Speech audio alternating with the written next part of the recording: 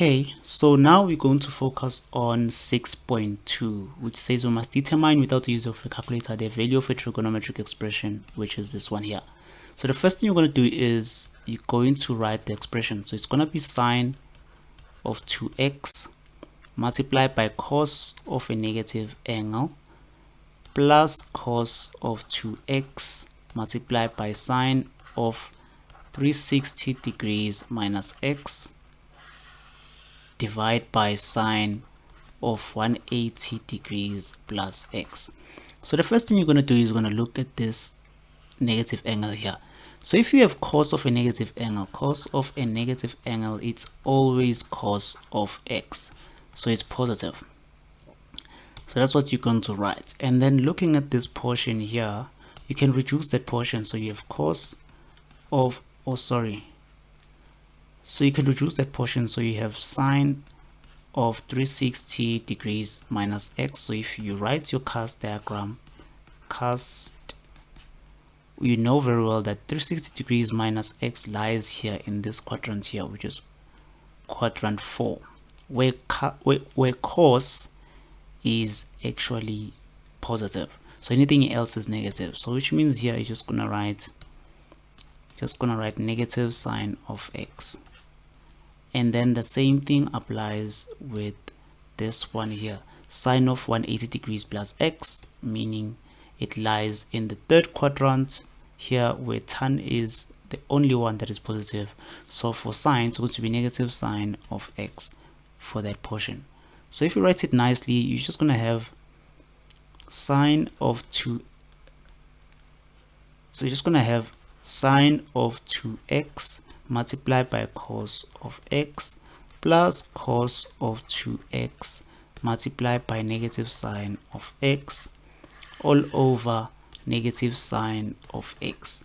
Now you're having something common here. This sine of x, which is negative, is common with this one here, and it can be common with this one if you reduce it, or if you find its double angle, you don't reduce it. So the double angle of this one will be 2 sine of x cos of x. So meaning that this portion here will be the same as this one, will be the same as this one. So you can simply factorize now. But let's write it nicely first. So it's going to be 2 sine of x cos of x multiplied by cos of x plus cos of 2x multiplied by negative sine of x over negative sine of x. Now you're going to factor out the sine of x because it's common throughout. So you're going to have the negative sine of x because everything here is negative, and then you're going to remain with negative 2 cos of x, this part here.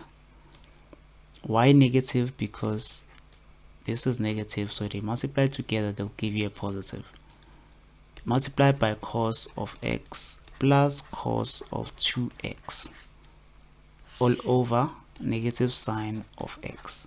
So the negative sine of x will cancel out or will divide out. You will remain with minus 2 cos of squared x. Why cos of squared x? Because this cos will multiply this cos and it will be squared. So you're going to have plus here cos of 2x. Then you can change this cos of 2x because it's a double angle. It can be 2 cos squared x minus 1. So when you write it nicely, it's going to be minus 2 cos of squared x plus 2 cos squared x minus 1, of which this minus 2 cos squared x will cancel out with this 2 cos squared x. Then you're going to remain with minus 1. So minus 1 is your solution for this problem here. Thank you so much for watching. If you have any questions, suggestions, or comments, please write them in the comments section below. Don't forget to subscribe to the channel for more videos.